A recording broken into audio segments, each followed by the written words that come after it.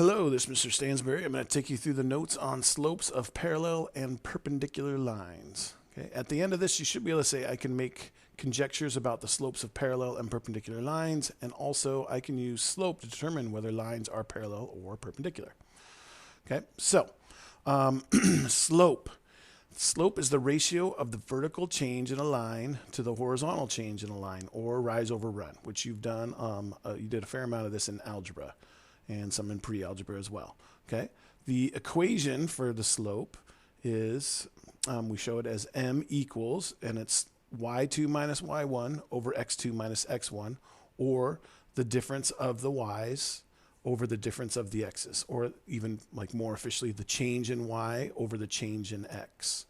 Okay, so for example here, we have negative 3, 7, and 3, 4. So what we're going to do is we're going to find the slope of this line here. Okay, so the way I like to see this is there's our y2. Okay, so here's y1, sorry, y1, that's x1. x1, y1, x2, and y2. Because this is our first, we consider this, since it's the first one there, it's the first point, and that's the second point. So officially it is 4 minus 7, right? Because that's the y2 minus y1 over x2, which is 3, minus x1, which is negative 3. So it's 3 minus negative 3, or in this case 3 plus 3. So we got 4 minus 7 is negative 3 over 3 plus 3 is 6, which simplifies to negative 1/2. So the slope of this line here is negative 1/2. Here's how I was taught. I just take the two numbers, the two coordinates here, and I go y2 minus y1 over x2 minus x1. So I just do this little arrow thing, and I know that that's going to be 4 minus 7 over 3 minus negative 3.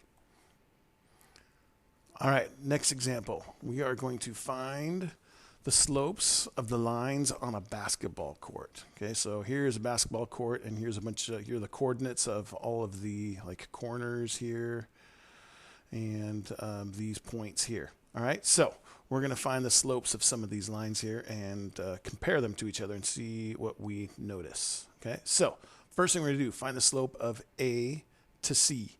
So if we're doing A to C, we've got, here, let's do this. Coordinate A is negative 27 and 7, and then C is 9 and 19. So if we're finding the slope of those things, remember 19 minus 7 over 9 minus negative 27. That turns into plus. 19 minus 7 is 12. 27 and 9 is what, 36? So 12 over 36 gives us 1/3. So the slope of line segment AC is 1/3. Okay, now let's find, so this was for AC. Let's find the next one, FD. So we're just going to find a bunch of different slopes here. F to D here. F is negative 19, negative 17. And then D is 17 and negative 5. So to find this slope here, excuse me, negative 5 minus negative 17 over 17 minus negative 19. So that gives us 12 over 17 and 19 gives us 36, which is also 1/3. Okay. Let's do this. Let's go through and find the slopes of all these different segments here, and then we'll compare them and see what we notice about those. All right, next one, A to F. So we got A, F here. Here's A, and here's F. So that is negative 27 and 7. And then F is negative 19 and negative 17. So we're just going to keep doing our slope formula over and over again. Negative 17 minus 7 over negative 19 minus negative 27. Okay, so negative 17 and negative 7 is negative 24. And negative 19 and positive 27 is what, 8? So negative 24 over 8 is negative 3. So the slope of AF is negative 3. Okay. One thing to note on here, make sure that when you are subtracting the second number, if any of these numbers over here are negatives, it's going to turn into the double negative, so you're going to end up adding them. The most common mistake made in doing slopes is forgetting to subtract the negative and people will end up just subtracting a positive number instead. All right, let's find the slope of CD. So here's C is 919, and then D is 17, negative 5. Okay, so we got negative 5 minus 19 over 17 minus 9. Okay, so that gives us negative 24. 17 minus 9 gives us 8. That is also negative 3. Okay, let's see, we've got A to D, so this is going across the basketball court here. So we got A, D, which is negative 27, 7, and 17, negative 5. Okay, so we got negative 5 minus 7 over 17 minus negative 27. So that gives us negative 12 over, let's see, what's that give us? 30, 44. So we can divide both of those by 4, and that simplifies to negative 3 elevenths for A to D. Negative 3 over 11. Okay, and then last one is B to D. Okay, so B is negative 9, 13, and D is 17, negative 5. So we go 5 minus 13 over 17 minus negative 9. And so that gives us negative 8 over, what's that? Over 26. All right, so we can divide both of those, looks like only by 2, right? We got negative 4 over 13.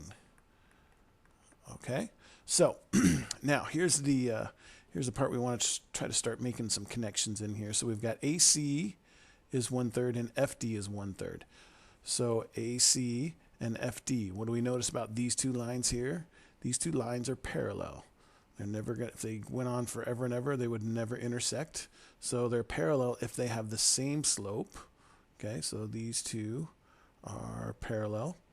Okay, AF and CD, if you look at AF and CD, those are also parallel, and notice that those also have the same slopes. Okay, from A to D and B to D, those lines there would not be parallel. Let's even draw those things in there just so we kind of get a little visual. So there's AD, and then here's BD. So those are not parallel to each other or any of the other lines for that matter. So their slopes aren't going to match any of those. Okay. Now, here's the other big thing here. AC and CD, this thing here, these are all right angles in here, right? So AC and CD, so AC and CD, these two lines here are perpendicular to each other. Okay, so here's the big thing with that. These slopes, there's a relationship between these two slopes if they're perpendicular. Just like FD, and AF, these here are also perpendicular. So these here are also perpendicular. Notice that's 1/3 to negative 3. That's 1/3 to negative 3. Now the big thing here is if you take these two slopes, 1/3, multiply it by negative 3, we end up getting negative 1. Okay, same thing with these other ones. And that will be true with any set of perpendicular lines. If you have lines that are perpendicular, when you multiply their slopes together, you will always get negative 1. Okay. Another thing that you can take a look at is we can take the slope of AC, which is say 1/3, and if you take this slope and you flip it over, you find the reciprocal. So we put it, so this is our regular one. If we're going to turn it into a perpendicular slope, we're going to flip the 3 and the 1 over, the reciprocal. 3 and 1. And then we're also going to find the inverse. We're going to switch the sign. So since this is positive, this is going to be negative. And notice the perpendicular slope of 1/3 is -3. You can do the same thing with -3. If you start with -3, that's the same as -3 over 1. If we're turning that into a perpendicular, we take the reciprocal of -3 and 1, so that's going to be 1 over -3. And then since it was originally negative, we will now turn it into positive, so it turns into positive 1/3, which is our slope of the other line. Okay, so that's how parallel and perpendicular are related to each other. All right, if you have any further questions about any of this, please feel free to ask in class. Thanks.